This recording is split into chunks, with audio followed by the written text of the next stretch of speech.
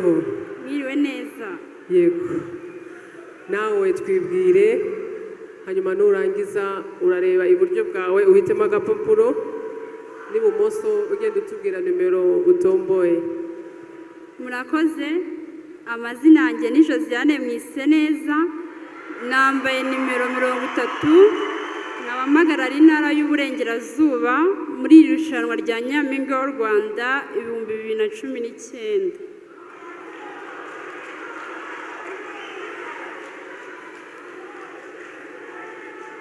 Nomboye nimero 8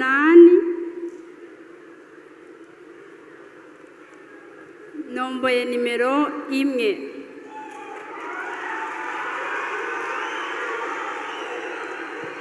turasaba Judge Rwabigwi arakubaza mu Kinyarwanda hanyuma Judge ni James ari kubaze mu Cyongereza. iyo bavuze ngo umuntu nta muco agirana bashatse kuvuga iki? murakoze nibyo koko bajya bavuga ko umuntu nta muco agira. ubundi iyo bavuze ngo umuntu nta muco agira ni uko hari imyitwarire imwe n'imwe baba bamubonyeho idahuje n'indangagaciro cyangwa se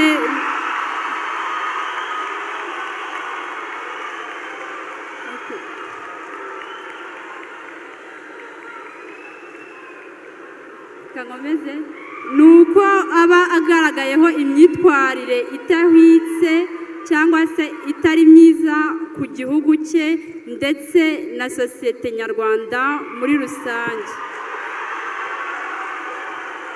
nimero ya mbere mu Cyongereza.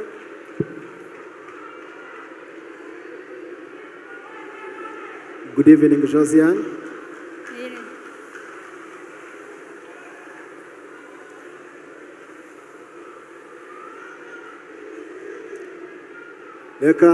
Reka dukurikirane ibisubizo bya Josiane. Josiane, you picked number 1 Yes. from the English basket. Yes. And the question is, what is the most important thing that you have achieved over the last 10 years?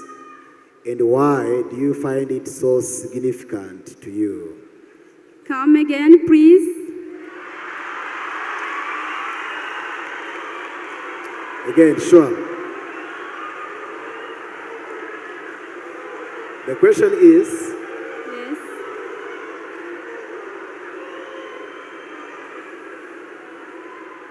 the question is, what is it, one most important thing that you have achieved in the last 10 years? One most important thing that you have achieved over the last 10 years, and why do you think it is significant?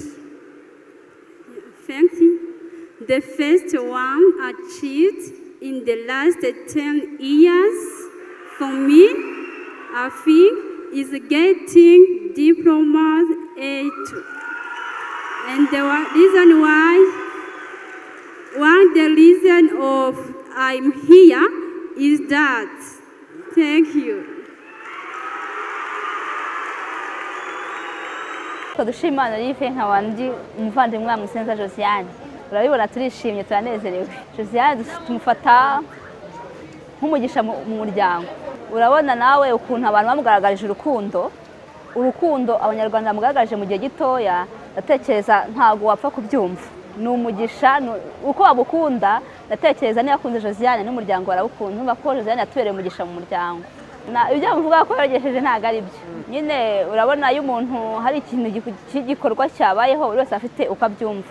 Buri wese rero afite imyumvire ye, hari abavuga ngo byagenze gutya, hari abavuga ngo byagenze gutya, ariko buriya haba hari impamvu. Nta kintu gipfa kuba gusa nta mpamvu. Icyambabaje cya mbere ni ukumva inkuru ye ajya i Rubavu. Narayirebye emosiyo ziranyisha ndarira. Nta kindi nyuma yaho nabonaga byose ari byiza nta kibazo. Mu buzima habaho abantu batakwifuriza ibyiza, ugiye kugera ku cyiza bagashaka kuguca intege, ariko tuzi ko bibaho kandi ariko nyuma ya byose nyine urakomeza wowe uzi icyo ushaka ugomba kugera ku ntego yawe.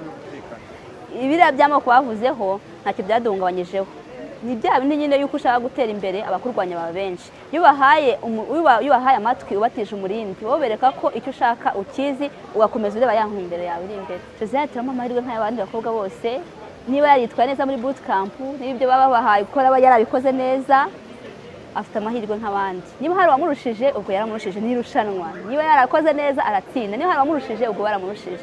Wenda ko bamushyigikiye, umufana aba afite icyo yifuza nk'umufana, aravuga ati jyewe umuntu ushyigikiye agomba gutsinda. Niba ugiye gufana ikipe ntabwo ugenda uvuga ngo uratsindwa, uvuga ngo uratsindwa ntabwo wajyayo, ugenda wowe wumva kuko byagenda kose iri butsinde.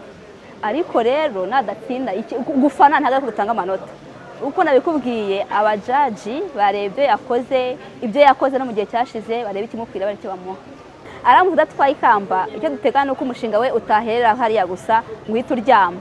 Twakora uko dushoboye kose ku buryo twawushyira mu bikorwa akabasha kugera ku cyo yifuje.